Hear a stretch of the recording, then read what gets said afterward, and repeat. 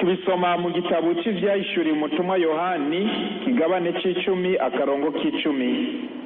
Uno munsi ku isi hari ivyiyumviro n'imigenzo biryohera amatwi, ariko witonze ukaraba ico bigamije niyo bishobora gushikana isi n'abantu ugasanga ari ahantu habi cyane.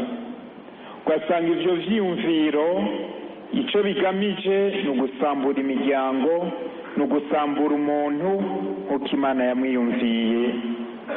None rero bavukanyi, isi yaratewe, novuga nti umuryango waratewe, ekleziya yaratewe, umuntu yaratewe n'ivyiyumviro n'imigenzo biciye kubiri n'umugambi w'Imana ku muntu. Umuryango usambutse, ekleziya irasambuka. Umuryango usambutse, igihugu kirasambuka. Yego, muri iyi nyigisho rero nashatse kwigira umuhinga, kuko hari abahinga muri ibi vyigwa kundusha. Turaheza rero turabire hamwe ivyo vyiyumviro n'iyo migenzo biza birondera gusambura umuryango, gusambura umuntu, kandi ari vyo abantu barondera gushira imbere mu bihe vya none. Turaheza rero mu kigabane ca mbere, ubwa mbere turumviriza ijambo ry'Imana, aba ari ryo riza kutumurikira. Hama turaheza duce turabira hamwe ihindagurika ry'ivyiyumviro n'imico y'abantu, ngene ibintu bigenda bihindagurika. Ubugira kabiri duca turabira hamwe inkomoko y'ivyiyumviro n'imico mishasha. Iyo twumvise abantu babivuga, biza bivuye bikomoka hehe? Ubugira gatatu turarabira hamwe ingendo n'ingiro y'ivyiyumviro n'imico bigeramiye umuryango, bigeramiye mbere n'isi ya none. Ego, hanyuma amayeri abantu b'isi bakoresha uno munsi kugira ngo bashike ku vyo bifuza gushikako. Ndangiriza amasaha dukundiye, umwanya dukundiye, zaguca ndangiriza ku kugene abana b'Imana bo kwifata. Twebwe abana b'Imana, twebwe ababatijwe, two kwifata gute muri ivyo bintu bigeramiye umuryango n'isi mu gihe ca none. Tugire Kristo. Mu nkundire rero ndabasabe muhaguruke twakire ijambo ry'Imana. Nimuhorane umukama. Ivyo dusoma mu Njiri nyeranda yanditse Matayo.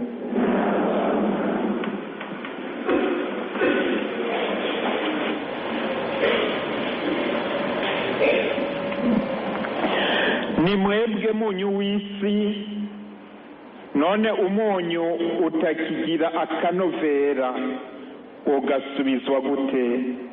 Ntacuba ukimaze, ubusigaye ari uwo gushiburira hanze abantu bakikandagirira. Ni mwebwe muco w'isi, ntawe ushobora guhisha igisagara cubatse mu itaba ry'umusozi, kandi ntawe udomeka itara ngo aryubikeko umubehe, arishira nyabuna ku ntebe yaryo, niho riheza rikaboneshereza abari mu nzu bose. Uko niko umuco wanyu wo kwibonekeza mu maso y'abantu, maze babona ibikorwa vyanyu vyiza, bakaninahaza so wanyu ahangamye mu ijuru. Dushimagize inkuru nziza ya Yesu Kristo. Iri jambo ry'Imana bama baridusomeye iminsi yose, bararidusomera mu nkuka za misa, bararidusomera mu nyigisho zitandukanye. Iri jambo ry'Imana hariho mbere muri twebwe turi ngaha abamaze kurifata ku mutwe. Tugire Kristo. Amajambo arimo nkeneye ko dufata naya: ni mwebwe muco w'isi, ni mwebwe muco w'isi. Uzi ko wabaye umwana w'Imana, wemera Kristo mukuri, uno munsi wahamagariwe kubishingira intahe. Rero muri ivyo vyiyumviro bigeramiye isi ya none harakenewe abantu bahaguruka bagashingira intahe icyo bari. Abo rero nibo tugiye kurondera. Iri jambo ry'Imana rirasubira kugaruka mu kurangiza inyigisho y'uno munsi, ariko tube turafatira ijambo. Ni jewe ni wewe uhamagariwe kuba umuco uno munsi. Tutangurire rero ku kigabane cya mbere kivuga ngo ihindagurika ry'ivyiyumviro n'imico y'abantu. Ihindagurika ry'ivyiyumviro n'imico y'abantu. Ko ku isi haba ibintu bihinduka ntivyari bibi, ariko bikaza ari ibiteza imbere umuntu mu ngendo ishimwa n'Imana. Ntawovuga ngo twame muri vya bindi kera nimba bambara impuzu z'igiti, uno munsi ntitwovuga ngo abantu bose bambara impuzu z'ibiti. Mugabo kandi ntitwoca tuvuga ngo iterambere ryaraje ngo duce dushikira bimwe abarundi bavuga ngo ushaka ubwiza baza amenyo. Tugire Kristo. Ntiduhaze uvuga ngo iterambere ryaraje ngo tugire bimwe bya wa muntu wa mwigeme yari yahanye randevu na Yesu barahuye n'uwo mwigeme baraganira, hama uwo mwigeme Yesu aramubwira ati nzoza kukuramutsa. Caragenda arategura kwakira umushitsi wiwe w'iteka, caragenda yisiga vya bintu abigeme bisiga, yahora yirabura inzobe iza sinzi ingene no bivuga, bo nibo bazi ingene bavyita. Hama Yesu aje uwo muntu ntiyamumenya. Ihindagurika bene nk'iryo rero siryo twovuga ngo ibintu ntivyoguma ari vya bindi. Bimwe muhora mubona uno munsi usanga abantu barahinduye uko basa, ingohe baramoye, rouge lèvre, byose ugasanga byarahindutse. Ugasanga abahungu mw'ibarabara bagenda bambaye amajipo iki. Sinzi ko ari iryo terambere twuba turondera. Nivyo ibintu ntivyoguma ari bimwe vya kera. Ko haba bishasha ni vyiza, mugabo bishasha bitari mu Imana bica bihinduka bibi. Yego. Mu kajambo ka mbere kaza kavuga ngo ivyo tubona, ihangiro n'ingingo zifatwa. Nibiki tubona n'amaso yacu no munsi. Ngaha mu Burundi bwacu nibiki tubona n'amaso yacu. Ivyo tubona ubu muri iki gihe imigenzo n'imico y'abasokuru igenda iratituka uko bukeye uko bwije. Ku ruhande rumwe ni bisanzwe kuko ataho kwa mahahandi kandi iterambere ryaraje, ariko ku rundi ruhande hari ibitera amakenga, mbere bigatera n'ubwoba. Ni nk'iyo imigenzo myiza iriko iratituka, imigenzo mibi nayo igashimagizwa hishimikijwe umwidegemvyo w'umuntu.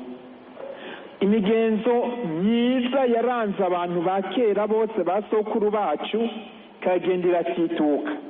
Hatazi imigenzo mishasha, iyo mishasha akaba ari yihayagizwa kandi itisunga ako kanovera k'imigenzo ya kera. Ngaha tuca dutanga uburorero bumwe kurekura mu mategeko mu bihugu bimwe ngo abantu bashurashurane basangiye ibitsina. Bimwe muhora mumva mu Bufaransa, mumva n'ahandi, ngo umugabo n'umugabo, ngo umugore n'umugore. Ivyo none n'iterambere ga yemwe? Yego canke oya? Ndazi ko nga muri mwebwe hari abakora no muri abo bantu bayigisha bene ivyo.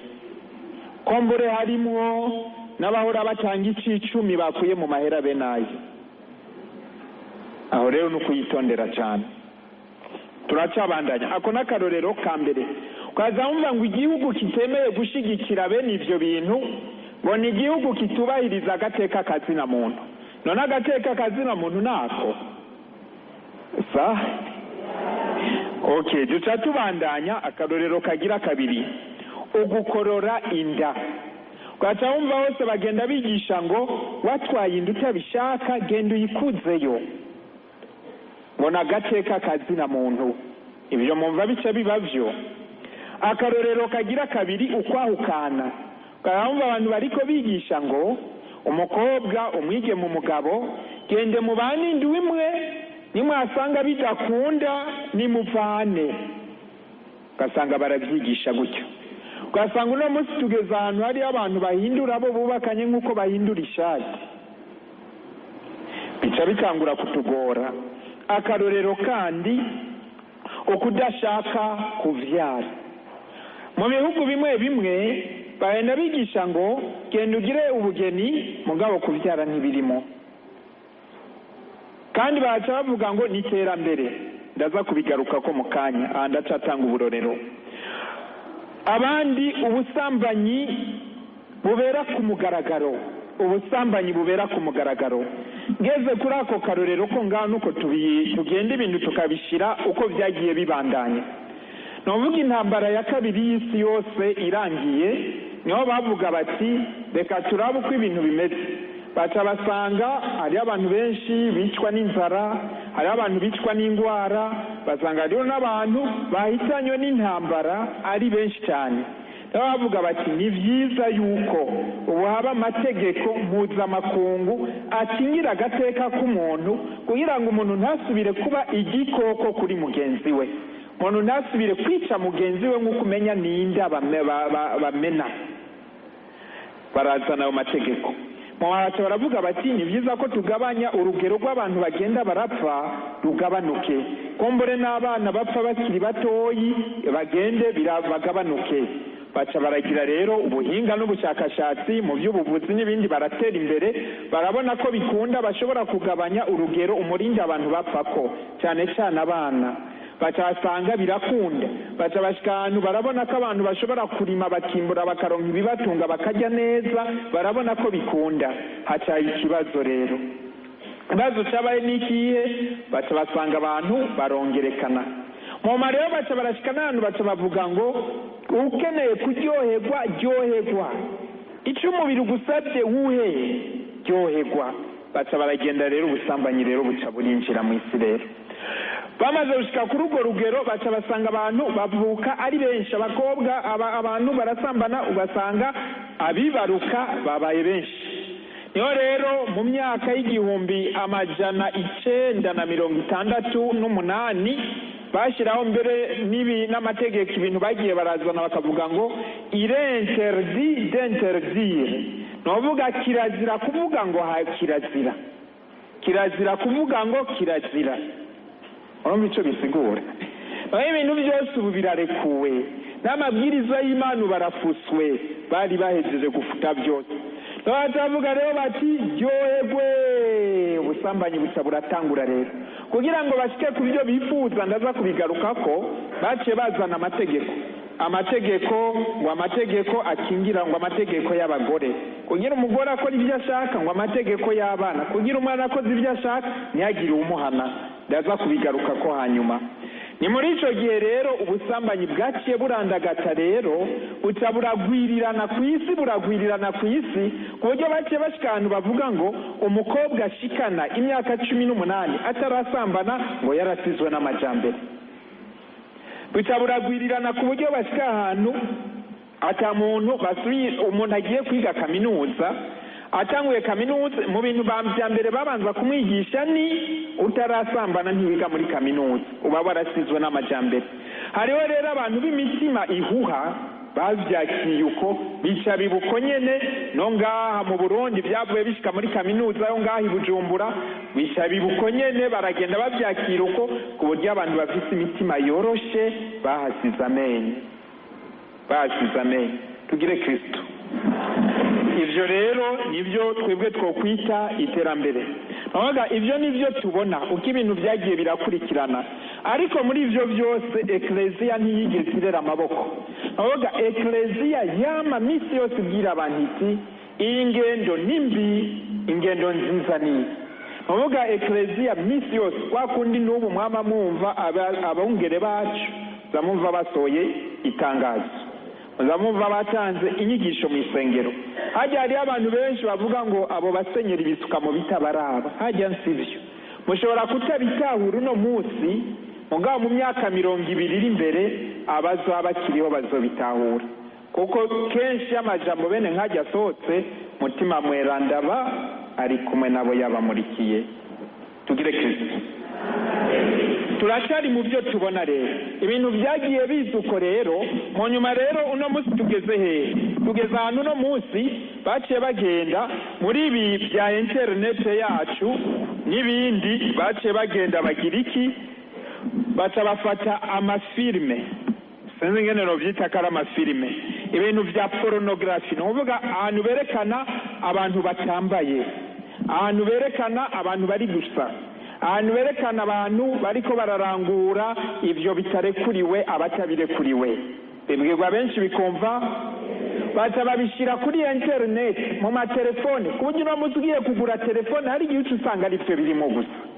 Baca barabikwiragiza, baca baragenda babwira abamenyesha amakuru, aba bafise amaradiyo, bati dushiriremo ibi bintu natwe tubaha amahera. Haya rero bagaca babitanga, mwe mukagenda kugurura televiziyo ugasanga nibyo bariko barabereka, wowe ugaca ubiraba ugira ngo nibisanzwe, bo bafise ico bashaka gushikako. Ivyo rero turaza kuvyumva ngaha. Papa araheruka gutanga inyigisho ikomeye, yayitangiye muri kaminuza y'ubushakashatsi, ababwira ati turasavye amareta yose yo ku isi, abantu bose bemeye tugire urunani tugwanirize hamwe ivyo bintu by'ubushirasoni berekanira kuri internet. Bavuga bati abana babiraba, abakiri bato babiraba, abo yise abaminere babiraba, barasambuka bagasigara bameze nk'utunyugunyugu batabizi. Tugire Kristo. Turacabandanya rero. Ikibabaje nuko iyo ngendo bariko bayihatira ku bihugu byose, na cyane cyane ibihugu bikenye, ibihugu biteye bikiri inyuma mu nzira y'amajambere, ngo bakurikire abo bazungu muri izo ngendo zabo. Rero ihangiro bashaka gushika kuki? Mu kwigisha ivyo bintu bashaka gushika kuki? Nababwiye mu byo bagamije, icambere ni gusambura umuryango, hama no gusambura ekleziya, na cyane cyane ekleziya katolika. Rero gituma ibi bintu iyo bije, hariho ubudini buca buvuka bwinshi, bagaca babuha n'amahera menshi kugira ngo batware abakatolika, basambure katolika. Kubera iki katolika barondera kuyisambura? Nuko ariyo yonyene uno munsi, siyo yonyene, nuko iri mu madini abandanya ashingira intahe ijambo Kristo yatwigishije.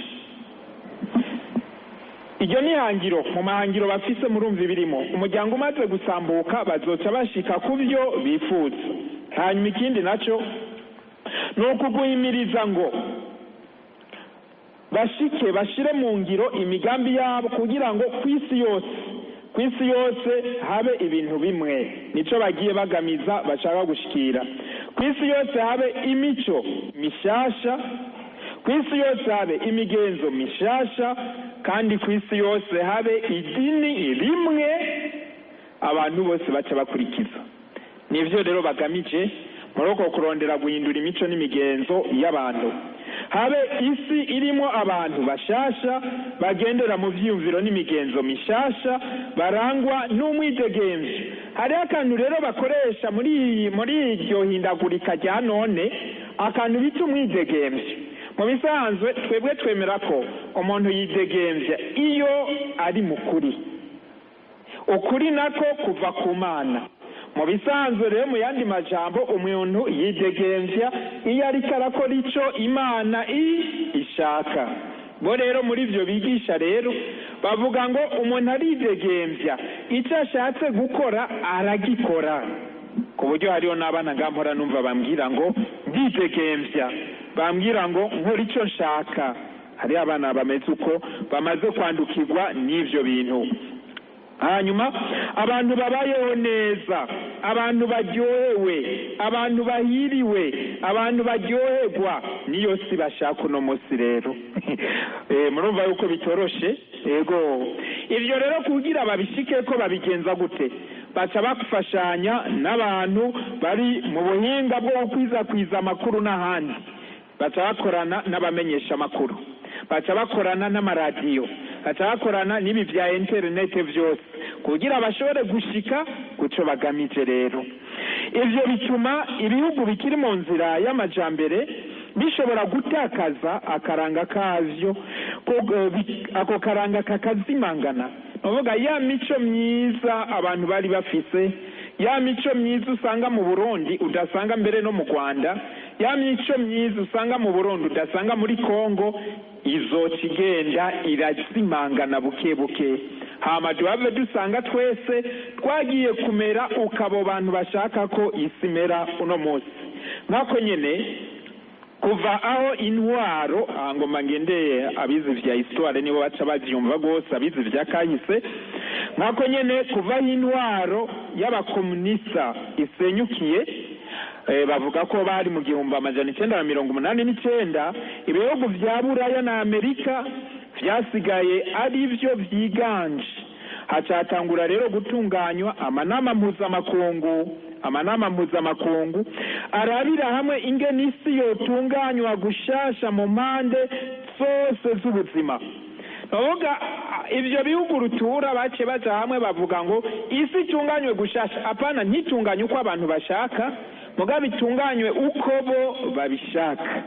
Mu bintu rero baciye bashira imbere babonye ko bikwiye gukorerwamo no guhindurwa n'ibihe.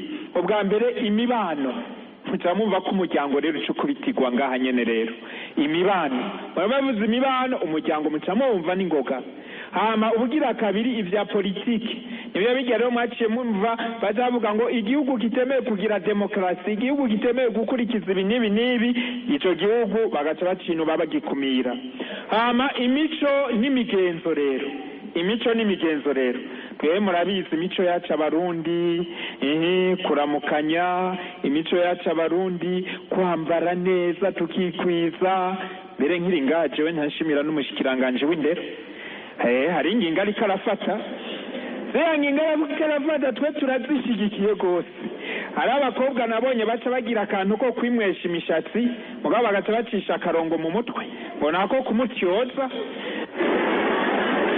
Ibyo byose umukristo abigira n'umukristo akiri inyuma ataramenya ikibereye.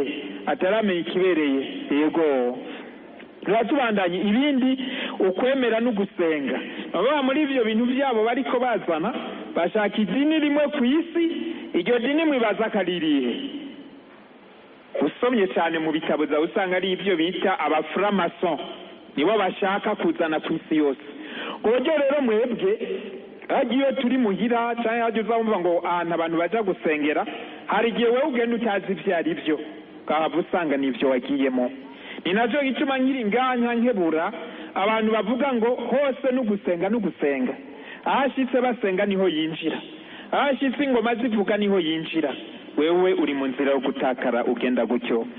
Baca bazana rero mu bintu bijanye n'ivy'ubutunzi, baciye babiza bakorerayo no mu bintu bijanye rero n'amategeko. Naho rero baciye bazana amategeko y'abagore, amategeko y'abana, ndaza kubigaruka ko mukanya.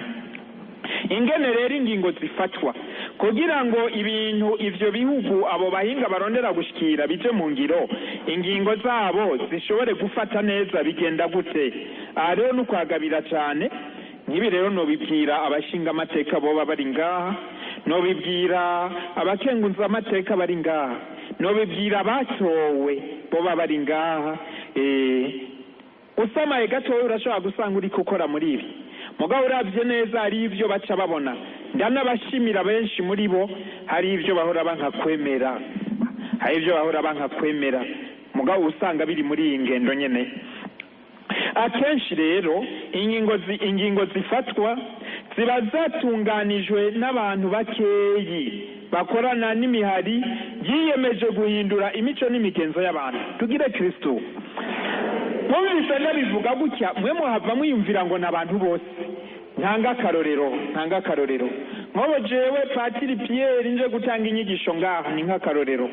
Ndashobora guhura na naka cyangwa bateguye bakambwira bati uraza gushimikira kuri ibi nibi. Mwebwe mwaje mu nyigisho mumva ivyo nshimikiyeko, mukiyumvira ngo nivyo wanje kumbura n'igihe usanga ari ivyo bansabye. Hariho rero imigwi yabo bashurashurana basangiye ibitsina, hariho imigwi y'abagore bamwe bamwe bavuga ngo gutwara inda ngo ni umuzigo baremetswe n'abagabo, ndabigaruka ko hanyuma. Hariho imigwi y'abagabo bamwe bamwe bakeneye ubwigenge ku isi. Bene iyo migwi rero baca bagenda bakagira iki? Bumvise hariho nk'inama ya ONU, bumvise hariho nk'inama y'abo bajejwe ngo agateka akazina muntu bajya bafata ingingo ku isi, baba bagenda bakaraba bamwe muri bo, bashikira umwe bakamwumvisha bati ibi n'ibi nibura bituvugira ibi n'ibi n'ibi, bagacamuha amahera. Abashikira uwundi ibi n'ibi n'ibi, bagacamuha amahera. Igihe rero bari mu nama wa mbere agacavuga ati tubiravye ibi n'ibi n'ibi byari bikwiye kwigwako, uwundi nawe agacaduza ukuboko naje ndabishigikiye, uwundi agacaduza ukuboko hari inyuma naje ndabishigikiye. Kubera benshi bariko babivuga kigaca kiba ikibazo cigwa. Rero mwumva byavuye mu bantu bangahe? Byavuye mu bantu bose. Nuvuga n'akagwi, n'ubugwi bw'abantu buzana bene izo ngingo ku isi. Rero buzana bene ivyo bintu ku isi, baca bagira bene ivyo rero ku buryo habaye iyo nama mpuzamakungu ingingo zica zifatwa, hama mu nyuma hagaca havuga ngo ingingo zafatiwe muri izi nama ibihugu byose byo ku isi bitegerezwa guca bizisunga. Tubandanye rero aho nari meze kuvuga uduce twa mbere, ibyo tubona, ibyo bashaka gushikako, n'ingene ingingo ziza n'ingene ingingo zifatwa. Mwumva ko atari abantu bose baba babajijwe. Ihindagurika rero, shikiriye agace kajanye n'ihindagurika rero. Ibintu bigenda birahinduka gute rero? Turabe ingene ivyo bintu bihinduka, ihindagurika ingene bakora, ingene ivyo bintu bihinduka. Ubwa mbere umugambi wo gusambura imico ya kera hagashingwa imigenzo mishasha. Uwo niwo mugambi rero bafite. Mbega abarundi n'abarundi kazi twogira gute kugira ibintu byo gutaha kare bihere, bose barare mu mabari banwa inzoga? Twobigenza gute? Twobigenza gute kugira abakobwa bose b'abarundi kazi bagende bambaye ubusa? Twobigenza gute? Hariho ntashimira leta y'u Burundi bigize aca gufunga, kandi ivyo ni sawa. Bo bigenza gute? Twobigenza gute kugira ivyiyumviro by'abarundi bihinduke? Bimwe abavyeyi bacu ba kera bahora bigisha abana babo bihinduke. Twobigenza gute? Nuko rero batangura rero kwiyumvira rero. Abantu rero bakorera ngana abantu bize, bazi ubwenge bwinshi, bamara nk'ukwezi kose bariko biga nk'akantu kamwe ingene bogashikako. Baca babigira gute rero? Ndabasomere ngaha tugeze bavuga ngo guhindura imico n'imigenzo y'abantu mu bisanzwe bifata igihe kinini. Nico gituma abahinga muri byo babanza kuvyigako, bakiga amastrategy, ubuhinga bwose, amanyanga n'amayeri yose bazokoresha kugira babihindure. Ico bashira imbere rero n'ugusambura imico n'imigenzo myiza, cyane cyane imigenzo rukristo. Bahera gusambura imigenzo rukristo, babanza bakabwira abantu bati n'abadasenga baratunga, n'abadasenga baratera imbere. Ati mwebwe musenga musumbije k'abantu, wowe ugacitangura kuza uvyumva ari byo buke ugapfa usanga wabakurikiye. Muri iyo ngendo rero Imana n'amabwirizwa yayo nta kibanza bifise. Babanza gufasha abantu gufuta ajya amabwirizwa 10 y'Imana. Inyigisho ya Eklezia yerekeye imibano n'imigenzo myiza ntacyo ikivuze. Abo bamaze gusambura ibi, najya sakramento ry'ubugeni rica risambuka. Imaze gusambuka imiryango nayo ikigirante ica isambuka nayo nyene. Abantu nibo rero uno munsi baca batangura kugira iki? Kwishingira ivyo bumva bo nyene bokurikiza. Nuvuga amabwirizo y'Imana amaze kuvamo, bo nyene abantu baca bavuga bati twokurikiza iki? Bakishingira ivyo bakurikiza. Umuntu wese rero acaronka uburenganzira bwo gukora ico yumva kimunezereza. We uritorera ivyo ushaka, cyo wumva kikunezereza nico utora. Niwe ahitamo kurara mwibarabara akari ivyo bikunezereza, abandi ntibibaraba nibareke. Niwe ahitamo wewe kugira abagore 100 ukumva ari ivyo bikunezereza, nivyo ugira abandi ntibibaraba. Niyo ngendo rero baca bazana. Imigenzo myiza rero iranga igihugu n'ubukristo ibwirizwa rero gusubirizwa niyo migenzo mishasha. Imico n'imigenzo y'abasokuru nayo nyene itegerezwa gusambuka rero. Uturorero rero ngano tanga nutuwe. Aho usanga abantu bahora bavuga ngo ntusambane. Uwo munsi baca bavuga ngo ico umubiri ugusabye uhe ngo ryoherwa, ngo udasambana ngo agirane ngo acagwara. ubu nibyo usanga babwira abantu ku buryo n'uno munsi uvuye ngaho ukagenda ngaho wonye muri conviviality usanga abana bo mu y'umunani ari byo bavuga ni ukuvuga nuko byagiye biraza rero ahandi ubugeni rukristu twe tuvuga ngo ntibusamburwa ubu zawumva bavuga ngo umuzanya akakugaya ngo urazana uwundi ubu nibyo usanga abantu bariko baravuga aho twahora tuvuga ngo kirazira gukoroza inda uno munsi uzamva bavuga ngo gukoroza inda ni uburenganzira bwanje ego aho mwumva bavuga ngo murakabyara mugwire muhigwe uwo mwana yahindutse umukoshi sibyo nabo ni benshi ngaha abagore bari ngaha ntabarimo benshi ngaha mwagiye kwa muganga ukazamva bakubajije ngo uwo mwana agira kangahe wagira 5 ngo nta soni ugira ngo wakijujuwe muri n'ubwenge ndabeshe ntabyo murumva ibyo byose rero biriko biza muri ibyo by'isi ya none ubuvuze ayo majambo hari abakuraba nk'umuntu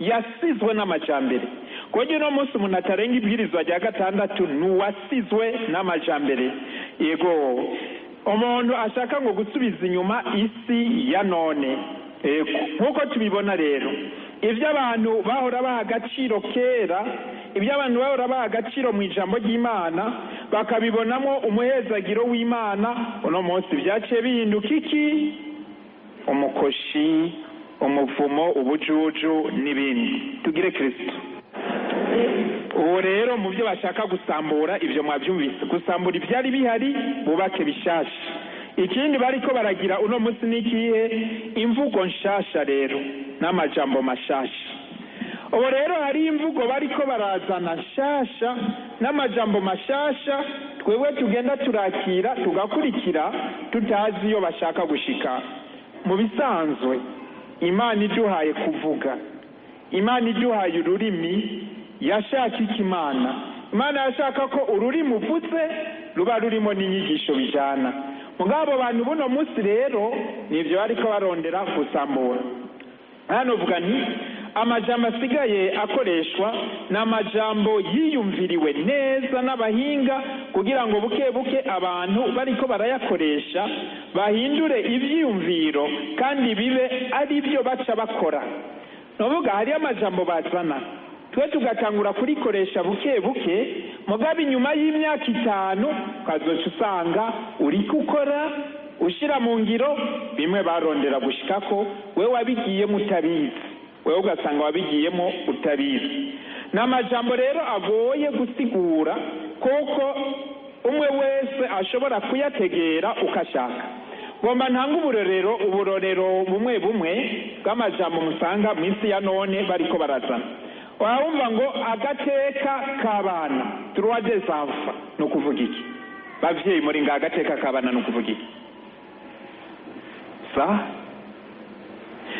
aho rero wewe uzawumva uri kubivuga nawe ugasanga uri kurabivuga mugabo waraba neza kuri twebwe abemera Imana agateka k'umwana no kumwana aba umugenzi wa Yesu no kumwana aba umwana w'Imana mugabo muri ivyo bica agateka k'umwana umwana akubwiye ngo sinja mu misa n'uburenganzira bwiwe nk'umuhati ibyo bita uburenganzira bw'abana muri ivyo bica agateka k'abana bimwe muri byo usangamo utashi muhira ugasanga umwana wawe ariko akora bibi ntumuhane n'agateka kiwe nivyo rero uza gusangamo twebwe rero dusanga twagiye turamenyera iyo mvugo mu kazo dusanga ibintu byose byaramaze gusambuka ikindi baza bavuga ngo indero nziza kuri bose education pour tous ibi ubyumva gutya mu matwi biraryoshe mugabo ingene bishigwa mu ngiro niho hacari ikibazo ibindi ngo ubuzima bwiza kuri bose bavuga ngo bien-être pour tous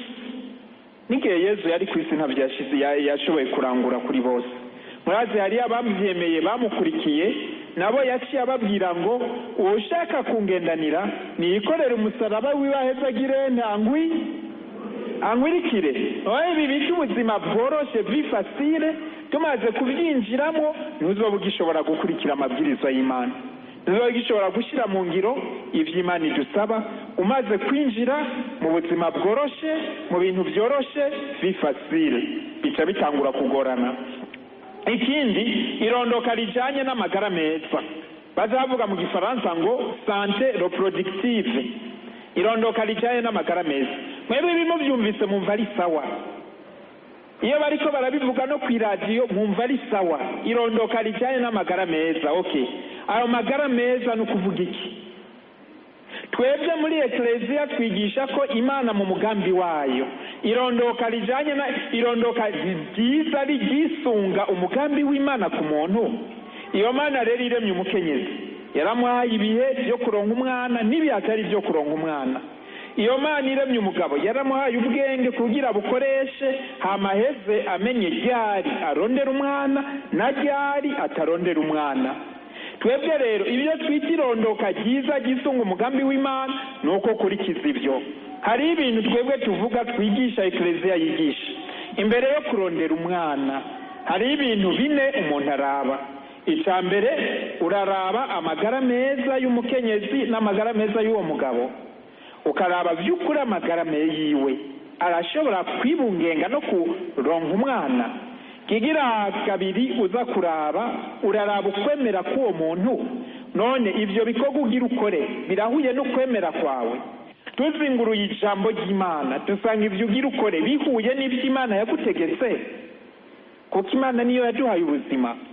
Iyo yaduhaye ubuzima hari uwigeze kuzambwira ngo muganga yamubwiye ngo utemeye ko nkubikira igitereko sinemera kuvyarira ngaha. Naciye ndamubwira uwo mukenyezi nti genda ubaze muganga, none niwacyubika uzoba umpaye garanti yuko ntazopfa. Umva ko ari igihe twishira mu kibanza c'Imana kandi twebwe tutari Imana.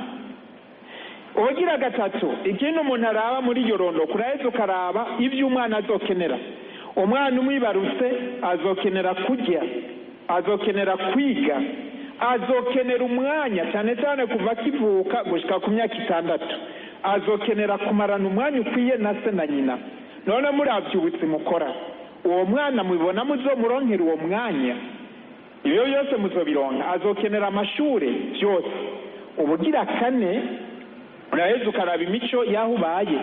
Hanyuma nta numwe muri twebwe aza kubwira umugabo n'umugore ngo byara umwana umwe, ngo byara abana babiri, ngo byara abana batanu, kuko ibyo nitubirekuriwe kuko umwana atangwa n'Imana. Tugire Kristo.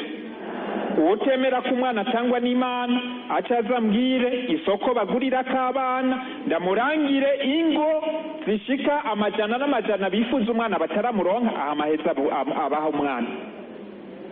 Nuvuga tugeze ibyirondoka Imana igumana ikibanza cyayo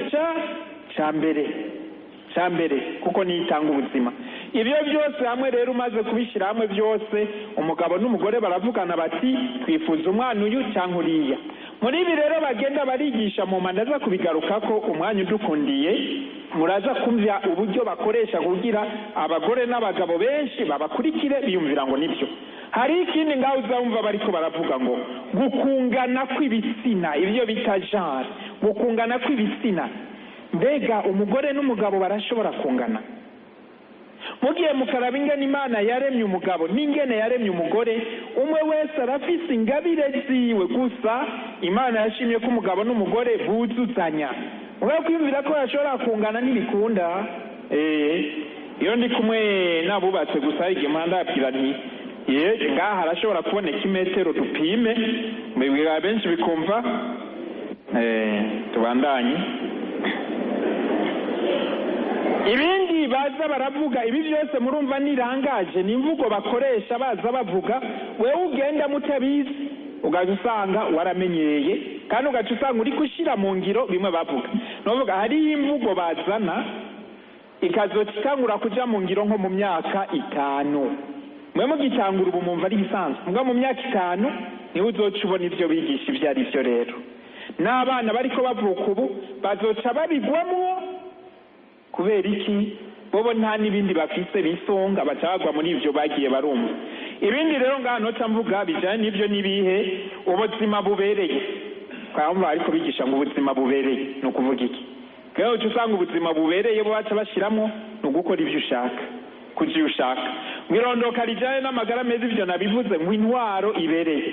mukaza mumva ngo umukenyezi arashoboye. Yewe nibyo umukenyezi arashoboye, mugabo banza urabe ivyo Imana yamuhaye navyo, banza urabe ingabirano z'Imana ko ivyo ashoboye bihuye n'icyo Imana ishaka. Hama ngo ikumirwa ry'igitsina, hose ukaza mumva ngo ikumirwa ry'igitsina, ngo ikumirwa ku buryo hariyo n'ahantu uzawumva ngo kuba abantu bo ngo abapatiri ngo atabagore baba abapatiri ngo nikumirwa ry'igitsina. N'ibyo Imana yatunganije uko nabyo nyene byose ugaca usanga bari kubabivuga uko bashaka.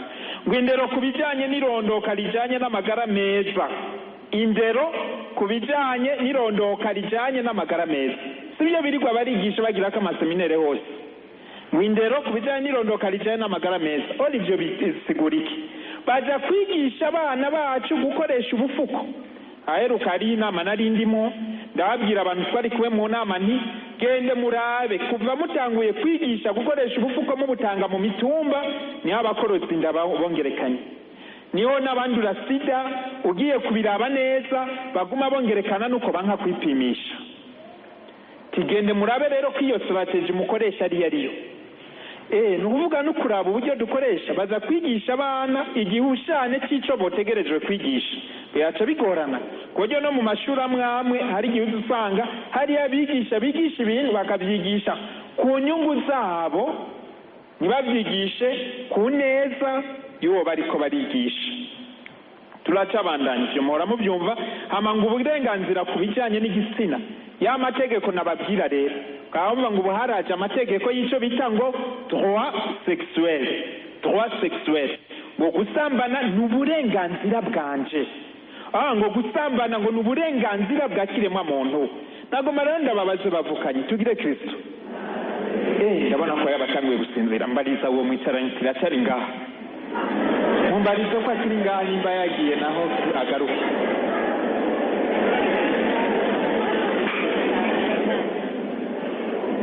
Niyo bakiri, niyo mukiri ndashobora kubandanya. Wumva ngo usambana n'uburenganzira bwa kiremwa muntu, ngo n'uburenganzira akariko babyigisha. Kuburyo no munsi buraya ugiye kuri plage ugasanga bariko basambana, raba hirya ugende n'ibikuraba. Kuburyo wewe umuvyeyi ugiye kwigisha umwana wawe umubuzi by'ubusambanyi ashobora kukwitwarira kuko wamwatse uburenganzira bwiwe. Dushimira Imana bene ayo mategeko ntaratogwa mu Burundi.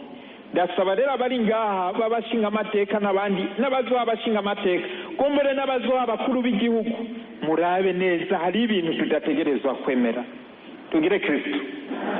Ntambandanya rero hariho n'ibindi batabazana n'ibindi rero muri ivyo bintu byabo batabaza barazana. Hariho n'amajambo amwe bagiye barafuta.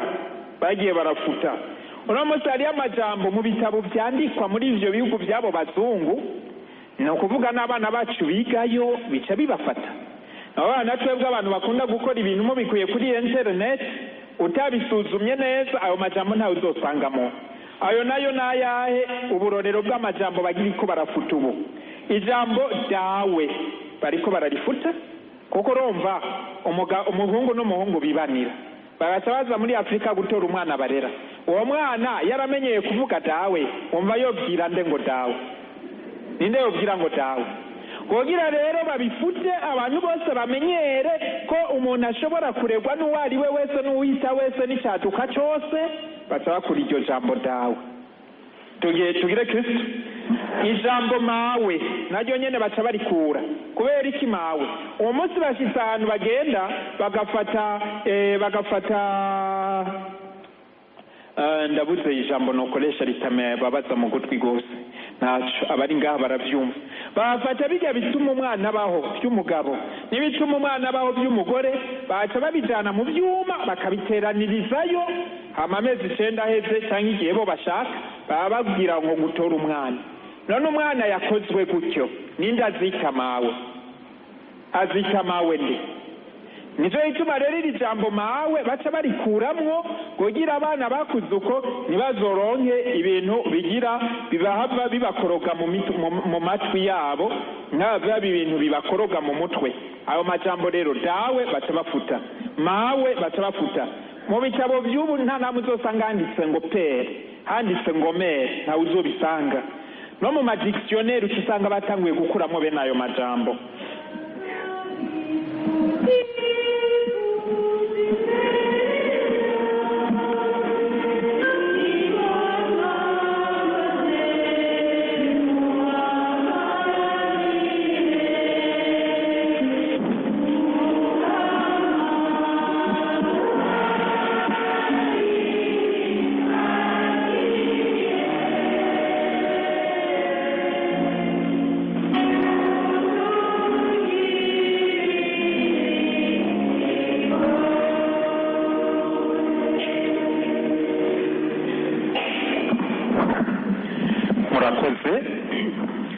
ayandi majambo usanga barakuyemo umucance, iryo jambo ngo umucance wanje, iryo bararikuyemo ntawe uzorisanga ubu. Nuvuga bari ngaha bakuze murumva ico nshatse kuvuga? Nuvuga bararikuyemo ubu nawe ucitwa ngo umucance wanje kuko izo nte ntazi kihari, kubera ivyo bintu baba barazanye bica bitangura gucangana.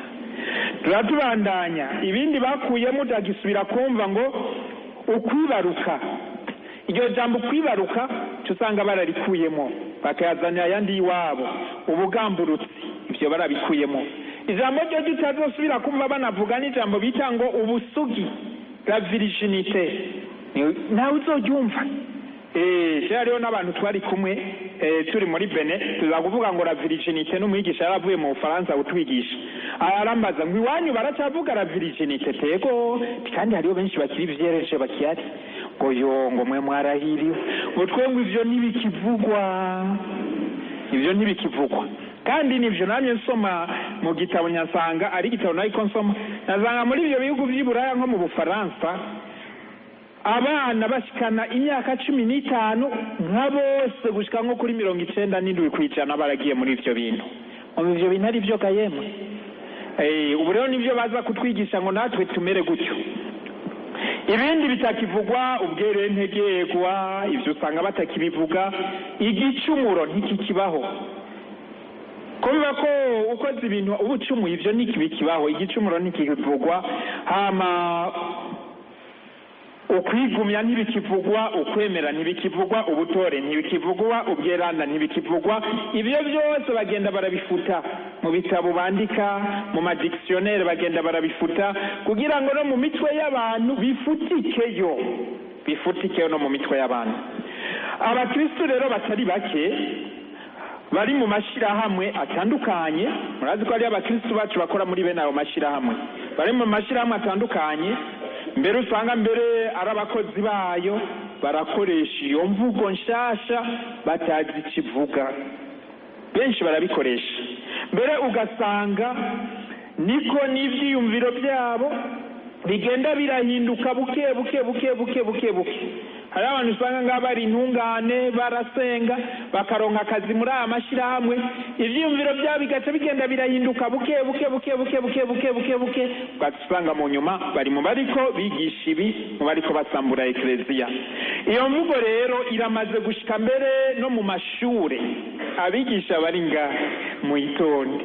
Iyo mvugo iramaze gushika no mu mashure, mu mavuriro imvugo iramaze gushikayo, mu binyamakuru, mu banyepolitike, no mu masengera mwamwe no mu madina mwamwe, iyi mvugo iramaze gushikayo. Rero mu mashirahamwe yose abeshejweho n'imfashanyo ziva mu makungu, iyi mvugo iramaze gushikayo.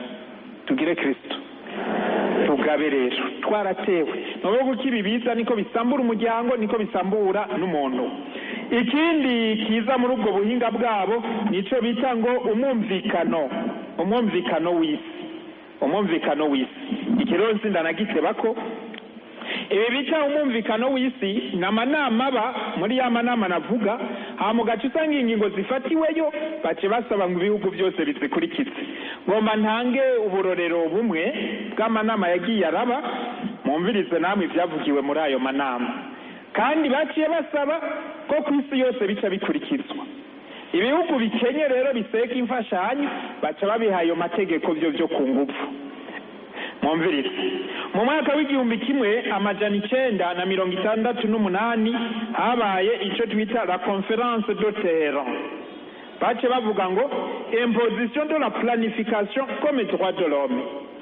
ibi byo kubyara ku rugero bakoresheje bijya by'ubunyuzi n'ubugegene n'ibindi bace bavuga ngo nagateka kazina muntu kandi biciye ku biri n'ibwirizwa ry'Imana.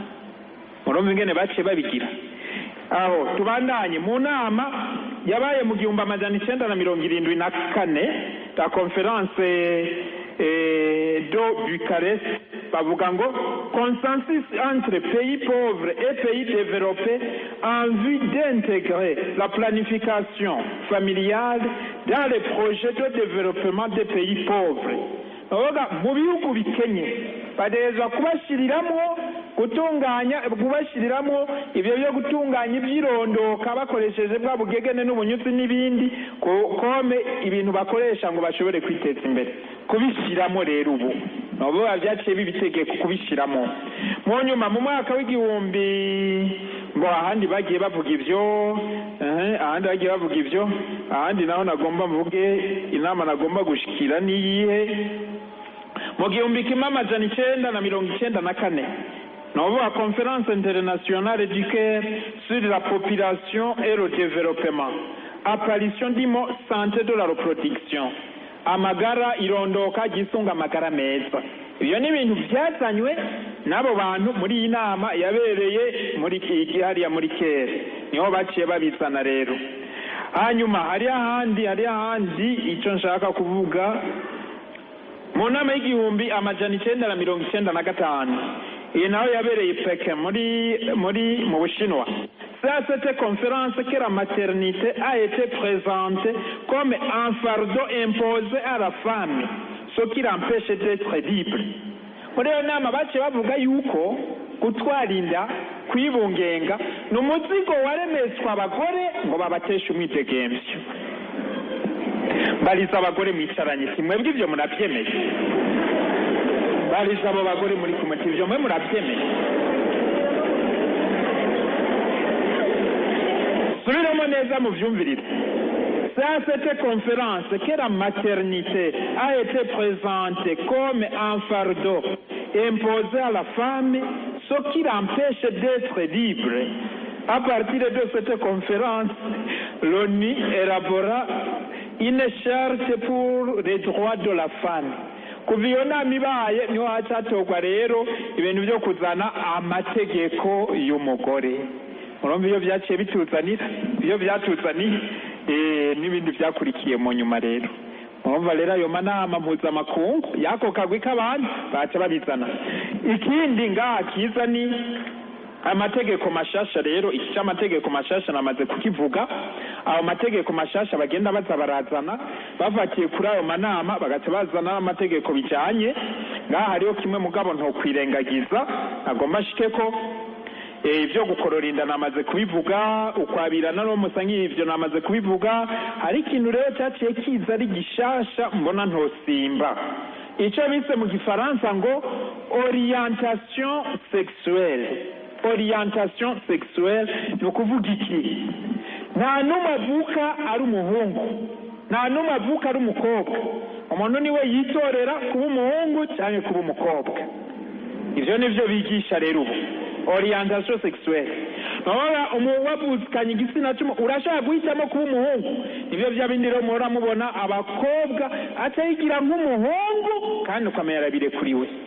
Abahungu baca bigira nk'abakobwa ugasanga ijipo yashizeko, inuzimi amameshi yashizemo mu mutwe, ingohe yamoye, umuntu wayasize kandi ari umuhungu.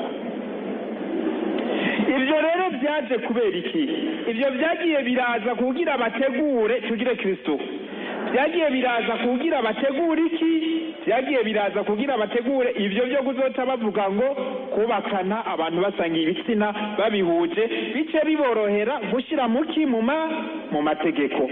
Ivyo rero n'ubusoza umva amashyirahamwe ngayi Bujumbura ari karabyigisha. Nijo gihora kintangaza. Jeyo ngiye muri abo manama hari igihe tutadurira n'umukristo nasangiye ariko aravuga ivyo. Yasangiye ariko aravuga ivyo. Murumva ko bitangaje. Hanyuma ibindi bavuga ngaha n'uburongozi bw'isi ibingenda bivuga simba kugira nshike kubikomeye. Hama ugushira ukwemera no kwizigira mu buhinga n'ubumenyi gusa akazi nogenda taco nkavuzeko. bavuga kuva muri iyo myaka y'igihumbi kimwe amajana 960 batanguye kugira ubwo bushakashatsi, bavuye bashika ahantu abaganga bakagenda bakiga, bagashika sinovuga ngo abaganga bashakashatsi n'abaganga no bavana byitiranya, abashakashatsi bagenda bakiga ibyo batoye baratavuga ngo nibyo tugire Kristo. Ibyo abashakashatsi batoye byose bashitse ko byose biba bihuye n'umugambi w'Imana. Ubu rero nibyo bafata barataza kubyigisha, nibyo bijya rero uhora wumva abahora bakurikiranira ikiganiro cya kuri Radio Maria, uramumva ko ari igihe duhora turonka ibibazo umuntu akakubaza ngo we none Gapati nk'uko muvuze ngo gushiramo ubugegene n'ubunyuzi na serire ngo biciye kubiri n'umugambi w'Imana, ngo kandi ngo abo babitoye nabo ngo bakoresheje ubwenge. None ndiko ndababaza, ibyo abantu batoye n'ubwenge bwabo nk'abantu byose biba bisonera umugambi w'Imana? Aho rero niho vyugariye rero. Bavuga Imana itegerezwa kugumana ikibanza cyayo cya mbere mu byo dutoye. Ni nabyo bya bindi bavuga mu Gifaransa ngo science sans conscience n'est que ruine dorale. Science sans conscience. Nabo bavuga ngo ubwenge bw'abantu bwahindutse ubusazi, kubera ko ubwo bwenge ntibabukizemo iki Imana. Ahubwo ubwenge nyabwo n'ubwenge bw'ubuguma buri mu iki Imana. Bara ibindi rero bazana rero nibihe ibyo kurondera kubaka isi itari mu Imana. Inkomoko rero y'ivyo byiyumviro niyihe? Niho ngeze. Inkomoko y'ivyo byiyumviro bigisha muhamaze kumva ingene bisambura umuryango niyihe? Inkomoko yabyo niyihe? Hariho abahinga bashakashatsi abo twita abafilozofe. Aba bafilozofe abize iby'imbagara bwonko baca babumva neza. Hari ibintu usanga baragiye baravuga kera, ugaca usanga n'ibitabo byabo baciye babibika kubera ko basanze muri ibyo bitabo ibintu birimo atakamaro bifise. Nivyo rero baca baza barazana uno munsi rero bigisha. Muri abo ngo mbavuge nk'uwitwa Malthus, hari ibintu yigisha wewe baciye bafatira kubu n'ibindi nababwiye ingomba ntangure kubisimba kugira nshikire ikigabane gikomeye. Ayo uwitwa Karl Marx nawe nyene yacaza aravuga nk'ibintu bijanye no kurekura abantu birekure bagenda iyo bashaka mu byo bashaka byose. Mugabo ngaho ari witwa Engels, uwo nyereka ndabwira ibyo yavuze. Onye batugira ko yavuze ngo ingorane nyamukuru ku isi ari akarenganyo kari hagati y'umugabo n'umugore mu bugeni no mu rugo. Nibyo we yavuze. Ati umugabo niwe nyabuna yagize umugore nk'igikoresho cyo kuvyara gusa. Umugabo niwe yagize umugore nk'igikoresho cyo kuvyara gusa. Ati rero abagore nibagararize bikure ko umuzigo wo kuvyara muwikure ko.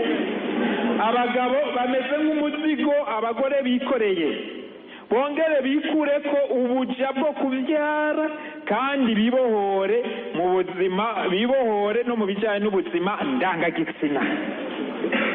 Abagore mwabitahuwe murabyemera? None murabyemera? Ari amashirahamwe muzumva rikarabibigisha n'inzira gatoya. Yego, abaharanira rero iterambere n'ubwigenge bw'abakenyezi batandukanye barakomeje urugamba rwabo muri iyo ntumbero yuko abagore bo kwikura ku muzigo wo kuvyara, bibaza ko umukenyezi yikuye ko umugabo nirondoka ariho azobaho neza. Twebwe Imana yaremye umugabo n'umugore ngo baze buzuzanye. Mugaba anye bamaze gutwarwa n'ibi byiyumviro bariko bigisha ko ibyo byo kuzuzanya ahubwo bitagikenewe, ahubwo abagore bikureka abo bantu. Aho niho rero havuye ibi twita ukunganisha kw'ibitsina, l'idéologie du genre yavuye muri bene ibi byiyumviro. Hari abantu benshi baraza kwigisha ngo genre nsimbi ahantu kwagabira. Navuga twebwe uko Eklezia Katolika ivyigisha yigisha yuko ko dushobora gutandukanya igitsina gore n'igitsina gabo. Ego mugabo ntidushobora kuvuga ngo kimwe cyose kirashobora kuba ikindi, ntibishoboka kuko bamwe bose Imana ifise uko yabaremye kandi baza ko muvyemera. hanyuma Imana yategekanije ko abo bantu buzuzanya. Ego tambandanya n'ibinda birenganye gatoyi kuko ari ivyo nshaka gushikira, n'ibinda birenganye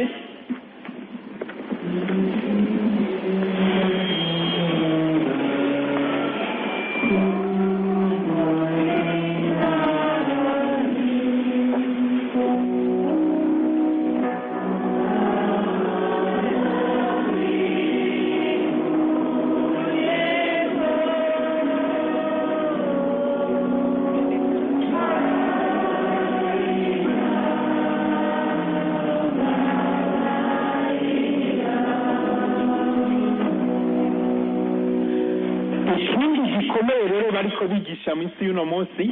Muri ivyo nabwiye bigenda bikwega abantu, hariho ukurondera ibinezereza umubiri gusa, ico bise hedonisme, kurondera ibinezereza umubiri gusa.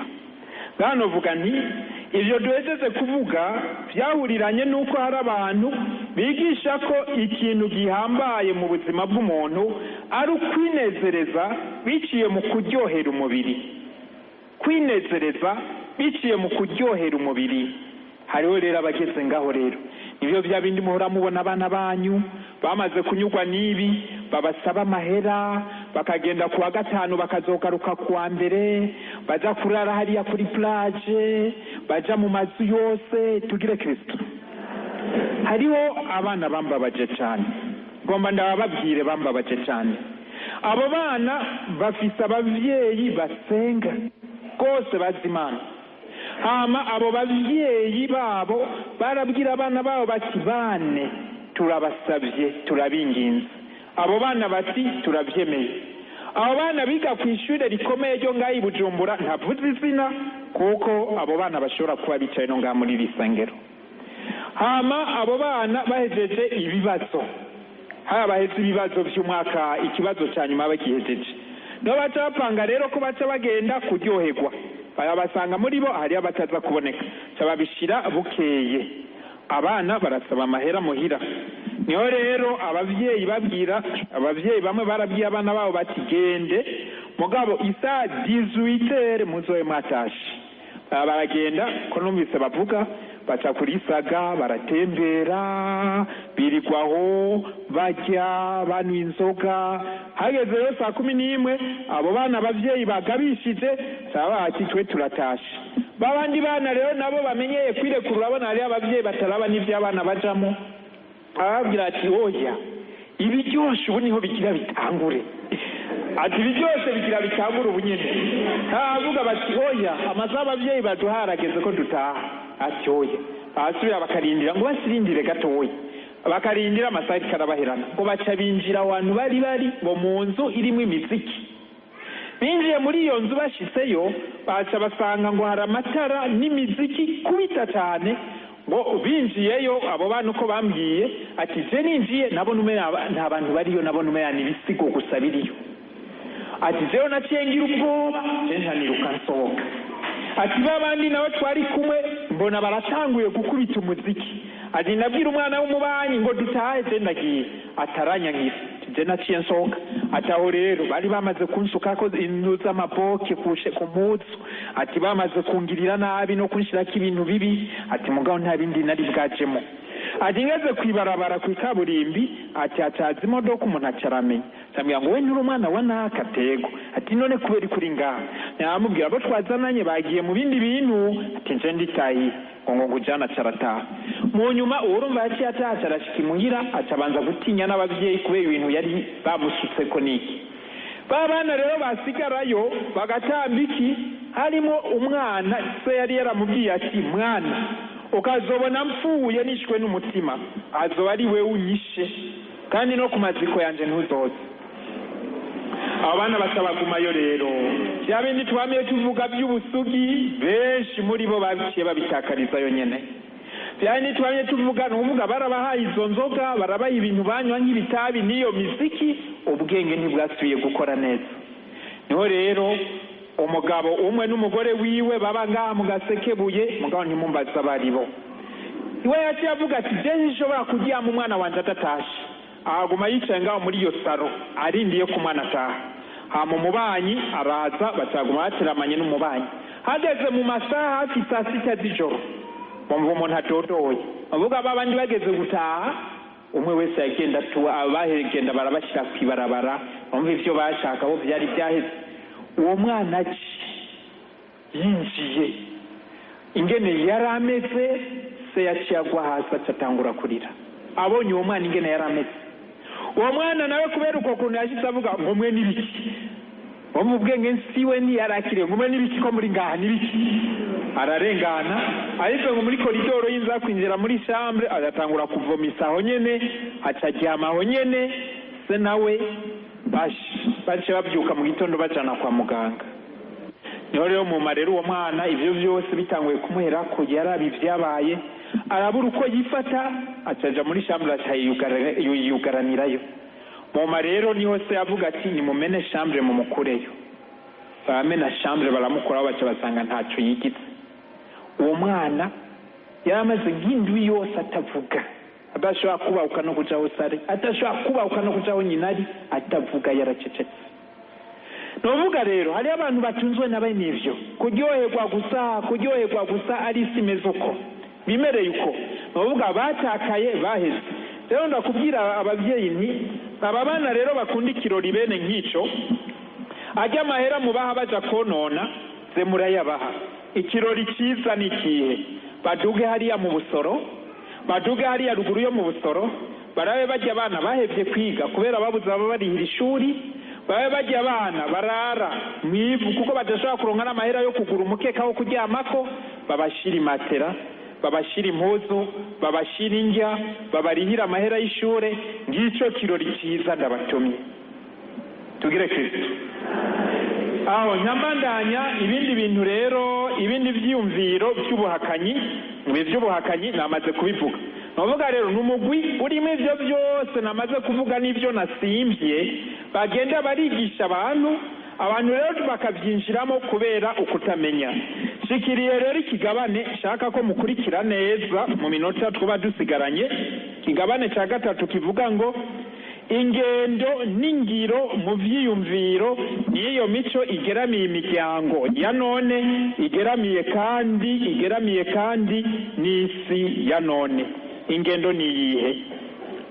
Dufatiye ku byo duhejeje kuvuga, dusanga hari imigwi y'abantu bari mu mashirahamwe mpuzamakungu bakora ijoro n'umutaga mu guhimiriza inzego zose z'ubutegetsi kugira ngo imico mishasha n'ivyiyumviro vy'isi vyinjizwe mu mategeko y'ibihugu.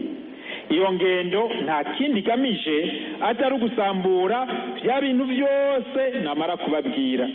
Muzoza mumva ngo mu Burundi ngo haje amashirahamwe mpuzamakungu, ajya amashirahamwe batayaravye neza burya baje kuri mission yo gusambura. Nivyo hari ibintu batuzanira umayano kudufasha, mugabo haba harimo no gusambura. Ntanga akarorero kamwe gusa, tugire Kristo. Jewe naragiye ahantu jewe nyene mu paruwase, nkasanga umugore umukenyezi yemeye gushiramo akagegene bacamuha 4,000, agacaza kuzana abandi, acaronka ayo mahera. Bamva yahabwa nayo mashirahamwe, bamva agaca yitwa ngo arateye imbere, atarondera ingene yoronka nk'abagore 10 kugira atahana 2,000 bingahe 40. None iryo niryo terambere, tugire Kristo, niryo terambere. Naho nukwagabira rero umuryango rero kazoza, umuryango ariwo kazoza k'igihugu na ekleziya, umuryango ariwo shure ya mbere y'umuntu. Aho niho rero umuryango ucusamburirwa rero. Mu ngendo n'ingiro yavyo haboneka ibi bikurikira. Muri iyo ngendo nshasha rero muri ubwo buryo bakoresha haboneka ibi bikurikira. Ubwa mbere, guhanahana no gukuraho icyitwa ubukuru cyose. Ikintu bita autorite nico babanza gukuraho. Ugira se mu rugo ntabagitegeka umwana, umugabo ntabacitwa se rugo, ivyo bita byose ngo n'ubukuru. Umugore ntasubira gusonera umugabo, umwana ntasubira gusonera abavyeyi, byose bica biba kajagari. Ico kiri mu bya mbere babanza gukuraho rero. Ubugira kabiri, ugusambura umuryango nk'uko Imana yawushatse mu kwaka ububasha abavyeyi bwo kurera abana babo nuvuga bamaze kubuza ababyeyi kurera abana, umuryango utanguye gusambuka. nuvuga n'abo bana ntibaba bakitegurira neza kuzokubaka neza urugo rwabo. Ikindi, mu kutorohereza abakozi bubatse kuguma hafi y'imiryango yabo, mu gushyiraho amategeko atuma ukwahukana biba ibintu bisanzwe. Muzosanga ubu baca bongereza amasaha abantu bakora, ukazisanga nk'ubu abagore barakora no mu ijoro, none umwana azonka ryari, azobona nyina ryari. Ukazisanga ubonye ibintu by'akazi byo gukora nibyo tubirondera mu buzima, mugaha hariho igihe ugifise abana batoyi utegerezwa kuboneka muhira. Ibyo byose rero birimo mu buryo bakoresha. Umubyeyi akazosanga abonana n'abana biwe isaha imwe yonyene mu masaha 28. None wumva uwo mubyeyi azoba agishobora kurera uwo mwana?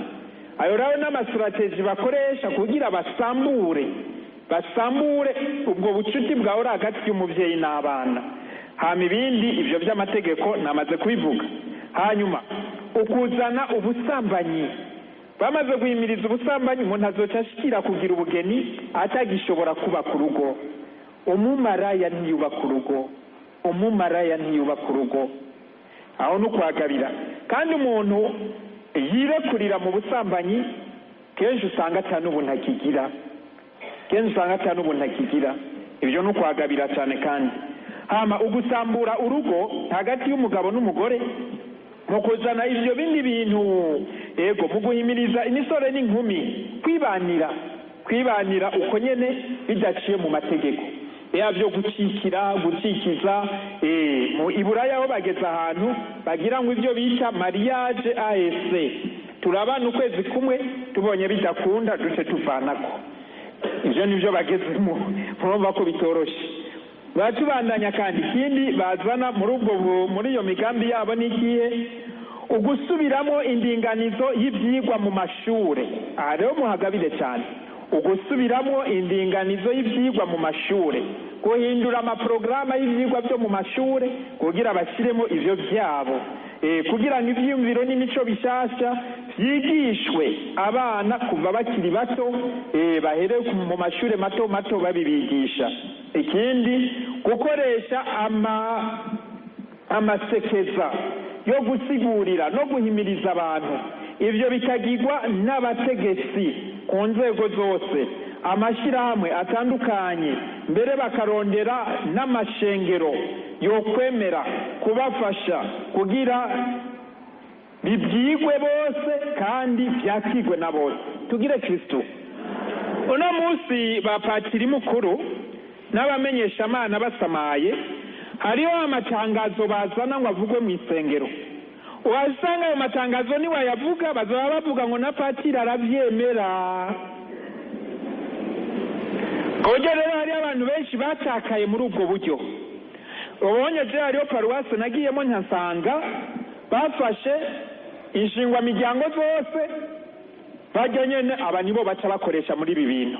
Kujya hariho paruwase mperukamwo, muri iyo paruwase twaciye dusanga bagira iki, batafata bajya abantu nyene b'imbere mu bukristo, banyere bari no mu mugujeje ubutumwa bw'ingo n'imiryango, akari bo bahera ko kuja kurondera.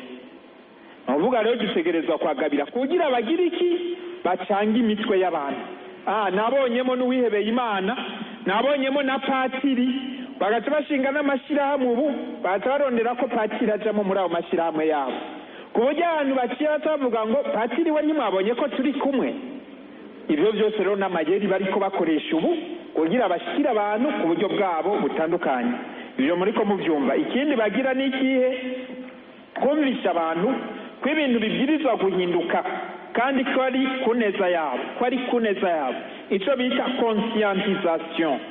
Nicyo gituma mu kwigisha bene ivyo bintu baca bagira strategy yo kugira iki, guca kumuhana. Mu kwigisha bagenda baca kumuhana kugira mu mitwe y'abantu byinjire. Ubundi buhinga bakoresha n'ubuhe, gukoresha abahinga babinonosoye kandi bafise ubuhinga bwo gutwara abantu aho bashaka. Muzokumva ubu buhinga bakoresha nko bashaka gutegura igiteramo, twe tukagenda muri ico giteramo tuzi ngo ni sawa, mugabo washika ugaca usanga nibi bashaka kubashiramwo kubigisha. Hama ugasanga inama zikogwa n'abahinga bamaze gushinga ingingo bakeneye. Kenshi mwe mugenda mu nama muzobona strategy basigana abahinga gose bashika mu nama bagacanza kubabaza ngo mwiteze iki ku nama, ngo vuga ibyo mwiyumvira. Bamara kwigisha atavuga ngo gende mu migwi mito mito, ngo mugende mukorere mu migwi mito mito, kugira ngo byitwe ko ari ibyo mwebwe mwivugiye atari ibyo bo baje kubigisha. Murantegera neza? Mugabo ugiye kubikurikirana neza baba bafise bo aho bashaka gushika naho bashaka kubashikana. Ikindi ngambona twovugamo nganikiye imyiherero rero, ibyo bita ngo ama session de formation, ngo ama retraite. Imyiherero bagira iki? Barabatumira mu nama, bakabagaburira neza, bakabaha amafaranga, baca baboza mu mutwe ku buryo muvanye iminsi 5 uva mu mutwe bashyizeho bishasha. Ivyo rero bagira nukwagabira rero cyane rero, nukwagabira cyane rero. Yesu cyose bagutumye ko muri ibyo bintu banza usenge, ugende wasenze, ujane n'iyi Bibiliya yawe, gihe batanguye kububwira ibintu uheze ucuzingurura Bibiliya. Mbega ibyo bavuze birahuye n'iyi Bible yanje? Tugire Kristo. Usanze bidahuye urabyumviriza, mugabo bazi umutima wawe. Mugabo uri umukristo faho ushingiye intahe ngaho nyene uve babwiye uti ivyo bintu naho mu bitwigishije jewe sindavyemeye. Bo ubundi buhinga rero bakoresha mu majambo make murabyumvise, bagira amaseminaire, bagira amaretraite, baha amahera abantu, bagira amasession de formation, bakabaha amahera, bakabagaburira, bakaboza mu mutwe, baheza bagapanga ibintu byabo. Bazakoresha ya mvugo nshasha nagenda ndababarira, nawe ugacutangura kuzura yivuga mu mwanya mutoyi, ukazoca usanga byose ibyo bashaka babishitseko. Shikiriye rero agace ka nyuma, gusozera. Sozerere kunyifato yoranga abana b'Imana rero. Imbere rero yuko ibinda bishikira kumbure subire ngaruke gatoyi. Umuryango niwo ekleziya yo kuziko, umuryango niwo gasengero k'ubuzima, umuryango niwo shure ya mbere y'umuntu. Mu muryango niwo umuntu yigira gukundana, gufungura, kwambara, gutambuka. Mu muryango niwo umuntu yigira kurekurira abandi. Mu muryango niyo hambere umuntu amenyera Imana. Mu muryango niwo umuntu yumvira cya gisharara cy'urukundo cyane. Mu muryango niwo umuntu yubakira ubuntu bwiwe. Nibamara rero kuheza kwinjiza ibi bintu mu bantu, umuryango uzoca usambuka. Umuryango niwamara gusambuka, ekleziya izosambuka. Umuryango niwamara gusambuka, igihugu kizosambuka. None rero we uri ngaha uraba ivyo bintu rero, izo mvugo nshasha bariko barazana, ubwo buryo bushasha bariko bazana, haba mu byo gutunganya ivyirondoka, haba muri ivyo bazana bigisha mu mashure yacu, ibyo byose urabe umenye gutandukanya ineza n'iki n'inabi, kuvangura icyatsi n'iki n'ururo. Naho rero ntashikira aka kagabane iki gice ca nyuma arico ntasozerera ko tuvuga duti nk'abantu Imana yaremanye agashusho kayo, nk'abantu Imana yaremanye agashusho kayo, tukaba tuvyemera yaremanye agashusho kayo, ikaduhamagarira gusa nayo. Ntiturekuriwe kwakira no kwemera ibintu biza bisayangana inyuma, ariko imbere byuzuye ubumara bwica. Ntiturekuriwe kuvyakira twebwe ibintu biza bisayangana inyuma, ariko imbere byuzuye uburozi bwica. Imico bikaza byica ya mico n'imigenzo myiza. Abantu bari bararanzwe no gusenga, isi yari yarubakiwe ku Mana, uno munsi ibyo byose bariko babisambura. Ibindi byitwa ko ari byiza, ariko ubwo bwiza bukaba ubw'akanya gato gusa. Dutegerezwa rero gukoresha iki? Tugire Kristo. Sinzi ko mwe murabitahura neza. Nk'ibiyinyo byo gukoresha ubugegene, inyuzi n'ubupirire n'ibindi, inkurikizi mbi zabyo zitangura gushikira umuntu no kuboneka inyuma hafi y'imyaka 20. Hari ibintu biriko biba ubunyene muri uwo mwaka, mugabo nitwashika mu mwaka w'ibihumbi 2040 ariho muzotangura kubona inkurikizi zabyo ataco mukigarura. N'ibi batanguye kwigisha bavuga ngo bigishe mu mashure ngo gusambana ngo n'uburenganzira ngo iki, inkurikizi mbi zabyo muzotangura kubibona nko mu mwaka w'ibihumbi 2030 mutanguye kubona abana atandero nimwe bakigira, abana atamuntu n'umwe bagisonera, abana atakintu na kimwe bacubaha. Twebwe rero duhamagariwe kuzikira tutaragira iki, mugabo si tutaronegwa, twaramaze konegwa, ahubwo ufise umutima yigarure hakiri kare. Dutegerezwa rero gukora iki twebwe abemera Imana? Twebwe abakristo dutegerezwa gukora iki? Ubwa mbere dutegerezwa gukoresha ubwenge Imana yaduhaye. Imana yahaye umuntu ubwenge ngo abukoreshe mu kuyimenya, kuyubaha, kuyikunda no mu kuyigamburukira. Ikibabaje uno munsi nuko hari abantu bakoresha ubwenge bahawe n'Imana bakabukoresha mu gusambura ivyo Imana yatunganije. Rero duhamagariwe gukoresha neza ubwenge twahawe n'Imana. Ubugira kabiri, duhamagariwe gukoresha neza agatima mpanuzi kacu. Ryajwi rivugira mu gatima mpanuzi kacu ritubwira riti kora ineza reka inabi, dutegerezwa kuryumva. Hanyuma murabizi yuko nta muntu ashobora kugira agatima mpanuzi keza adafise umutima mweranda muri we, adasenga, adasoma ijambo ry'Imana, atirega, adasangira. Uyo ntashobora na gatoyi kuvuga ngo afise agatima mpanuzi keza. Ikindi dutegerezwa gukoresha n'ugushaka kwacu, la volonté. Dutegerezwa gushyiramo gushaka kugira ngo ibintu bitari byo tubyange, ibiri byo tubishigikire, dushiremo gushaka. Uku gushaka kwacu duce tukunywanisha na yangabirano y'ubukomezi turonka mu ngabirano za mutima mweranda, tureke gutinya. Hama dutegerezwa kandi gushingira intahe ukwemera kwacu. Wewe ukabura umukatolika uri ngaha, ni wiyemere mu bukatolika bwawe, wiyemere mu bukatolika bwawe. Aho ugeze uvuga uti jenda umukatolika, ivyo nabyo nza gukora. Tugire Kristo. Ngomba ntanga akarorero ntanga uburorero bubiri gusa bw'abantu biyemera mu kwemera kwabo. Hari umuntu jewe nzi neza yakora ahantu yahembwa umuriyoni urenga kamahera makeya, mugabo mukoresha wiwe ku kazi akama mubwira ngo yandike amaraporo atariyo. Araheza arabwira uwo mukoresha wiwe ati jewe ibi bintu ntabyo nshoboye, kuko iyo nanditse ibintu bitari byo ngiye mu misa hageze gusangira umutima ucunyagiriza, ntabyo nzosubira kwandika. Aramubwira ati ni kimwe, uheba akazi cyangwa ubyandike. Bwakeye kabiri acaramwandikira ikete ati akazi kawe ndakavuye murambabarira. Acarigira acaragaheba. Wagahebye yamaze amezi 3 atararonka kandi mugabo mu maci yaronka akazi ahembwa amahera nk'inshuro 3 uwo yamuhemba. Tugire Kristo. Ninde muri mwebwe yo bishobora ivyo? Nuba dutegereza kuba abakristo b'abakatolika bagizene biyemera bashingira naho ico bari.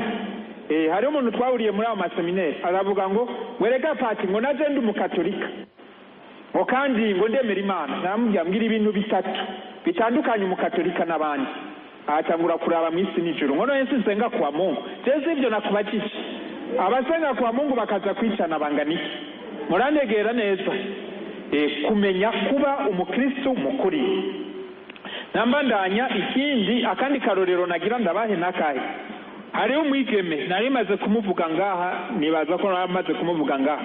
Uwo mwigeme ni umukuru w'umuhari, hanyuma agenda kuramutsa umuntu yari yamutumye ko ruguru. Ashiseyo atasanga bamuteguriye umutego ukomeye. Niho rero yashikayo bari bateguye kumucikiza. Ashiseyo mu nzu umunsi wa mbere yashikayo, uwo muhungu abo bantu yagiye kuraba baca baramurekararana n'abashikiwe. Bashiki babo bantu yacararana nabo bakobwa bara muri ico cyumba ari abantu 4, uwe n'abakobwa 3. Bokeye mu gitondo atarababwira ati nkeneye gutaha, rero baramwakira ngo rara. Araye baramufata neza bigenda neza. Ku munsi ugira gatatu ati ngira ntaye ngo yango banzu duherekeze ku rubanza.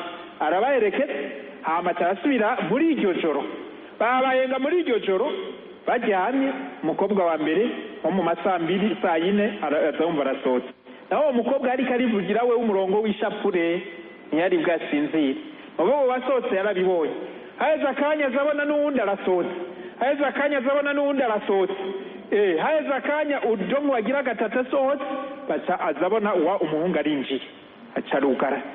Agira ati ubu rero wa mukobwa mubo yaciye yugara umva babandi basohotse.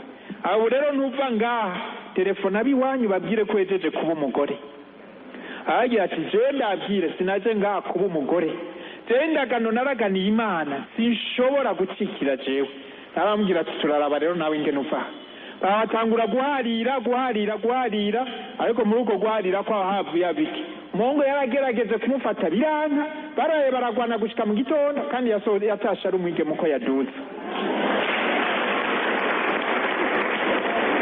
Novuga dutegereza kuba abakristo bemera ico bari, bashingira inta ico bari. Uvyemera n'Imana irakugwanira. Uvyemera n'Imana irakugwanira. Turandanye rero nk'abana b'Imana duhamagariwe kugendera no kumenyesha umugambi w'Imana ku muntu no ku muryango nk'abana b'Imana. Nico duhamagariwe rero. Nk'abana yavuga nti nk'abana b'Imana turafise ubutumwa bukomeye cyane.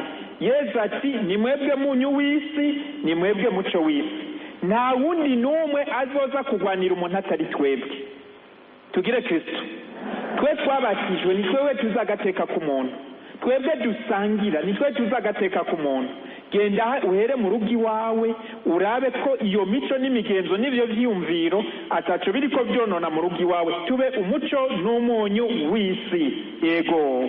Ubugira kabiri, Imana yaremye umuntu mu bumwe bw'umugabo n'umugore. Ibaremana iteka ringana. Twebwe nituvuga ngo umugabo n'umugore ngo ntibangana imbere y'Imana. Imbere y'Imana barangana. Ariko kandi Imana yabaremeye kuzuzanya. Umugabo azoyeba se na nyina yibanire n'umugore wabo babiri babe umubiri umwe. Umuntu wese azayigisha ibitandukanye n'ivyo no kugerageza kumuha umuco no kumubwira uti uri mu nzira itariyo. Imana iremye umukenyezi yaramuhaye ibihe byo gusama imbanyi, iramutunganya neza, nagenda vyige abimenye. Umugabo nawe nyene abimenye, gihe bakeneye umwana bamenye igihe bamurondera, gihe badakeneye umwana bamenye igihe ingene bavyikingira bavashijwe na tagisabisha. Hama tugendere mu mugambi w'Imana. Tugire Kristo. Umuntu yashizemo akanyuzi n'akagegene arasangira. Arasangira.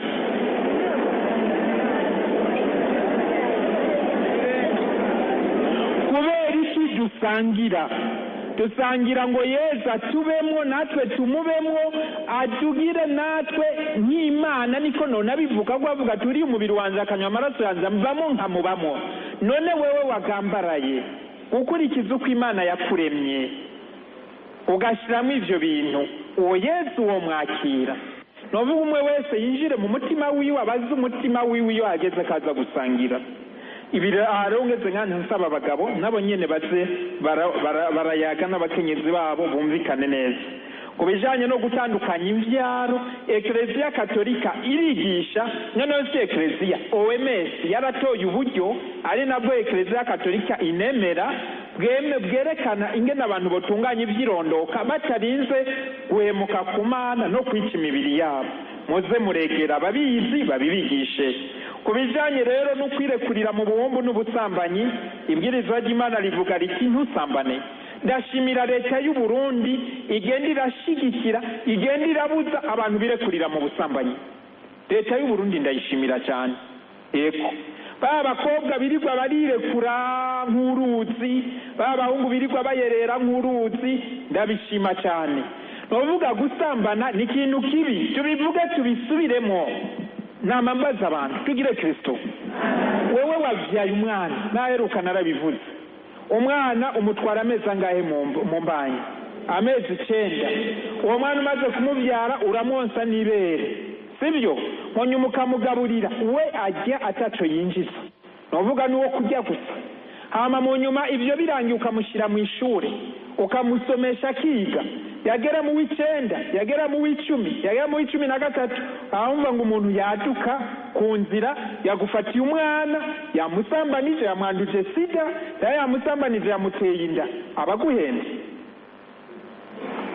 Abaguhenze we wabyaye uwo mwana. Ni nacyo gituma abantu bakora ibyo, abahungu bakora ibyo, n'abagabo bakora ibyo bakwiye kwigaya, bakongera bakabaza umutima. Mu bisanzwe umuntu yakoze ibyo yobanza kujya gusaba ikigongwe ababyeyi b'uwo mwana imbere y'uko baza no gusaba ikigongwe Imana. Tugire Kristo ko muraba hasi, murantegera neza. Wewe urumva we wabyaye uwo mwana ukazibona umwana wawe bamukoreye ivyingene bibabaje, sibyo? Ibyo byose rero nukugaruka tubivuge. Imana yaravuze iti ntuzosambane, nuko Imana izi igituma yabivuze, kandi Imana iguma ari Imana. Nta muntu n'umwe ashobora kuvuguruza Imana. Imana yavuze ntawivuguruza. Tubiganire rero muhiri wacu, abavyeyi babiganire n'abana, abana bacu, abakobwa bacu n'abasore bacu bakurire mu ishaka ry'Imana, bashikire kubaka ingo zabo bameze neza. Hari umuntu yaciye ambwira ngo Pati mbwiye byo shani wivugire, ese wanye ngo twabirenganye. Twarabirenganye. Oya ni twabirenganye, ahubwo niwe warenganywe n'ivy'Imana ishaka, n'ivy'Imana yadutegetse. Ngiye kurangiza rero ikindi rero duhamagariwe ni kubaho mu kuri, kubaho mu butungane. Hama rero dusenga Imana, dukundire mutima mweranda bane natwe aheze adufashe. Mu kurangiza rero nk'abana b'Imana dusaba Imana idufashe kubona ikibereye tugikore, no kubona ikitabereye tugihagarike tucanke. Imana iduhe inkomezi zayo, tube wa munyu w'isi, tube wa muco w'isi, ntidukunda amafaranga ngo twibagira Imana yaturemye, ntidukunda iby'isi bihinda bihera, twakira aka kanya ejo bigahera, twacumuye ku Mana yacu. Ngomba ndangirize kuri aka karorero, ndiko mvuga gushyiramo Imana mu byo dukora byose. Hariho umugabo yagira yitaba Imana, yaragwaye cyane, ari hafi yo gucikana. Niho rero yatuma ko se wiwe, se nawe yari yarize yararonse amadiplome menshi, ataramutumako ambwira se ataraza mu bitaro, aho uwo muhungu wiwe yari aramerewe nabi gose. Ambwira ati papa, warandihiye ishuri? Ateko. Warandihiye amashuri menshi, amadiplome mfise menshi. Ati nagomba ngusabe mugende muyanzanire muhira. Baje bagenda barazana amadiplome, amadoktora barashira ngaho. Wamugaca arabwira se wiwe ati papa, nivyo waranshize mu ishuri, urandihira ishuri, ndaronka n'aya madiplome. Ati mugabo urabona ko ngiye gupfa, ntayo njanye. Ati ikintu kimwe utankoreye arico wari kuba warankoreye. Iyo unyigisha kuva nkiri umwana, kumenya Imana, kuyikunda no kuyikorera, nkaba ubunyene ngira mfira mu Mana. Iyo mbubona ari kuba mbona ko mfiriye mu Mana, nshimira Imana ku byo nakoze, tico nico kiruta ibindi wari kuba warankoreye. Ati aya madiplome nayo yagumye ntaca mariye. Mu nyuma rero yaragize Imana, araronka umusaserodoti yapfuye amwiregesha, mu nyuma arahava aracikana.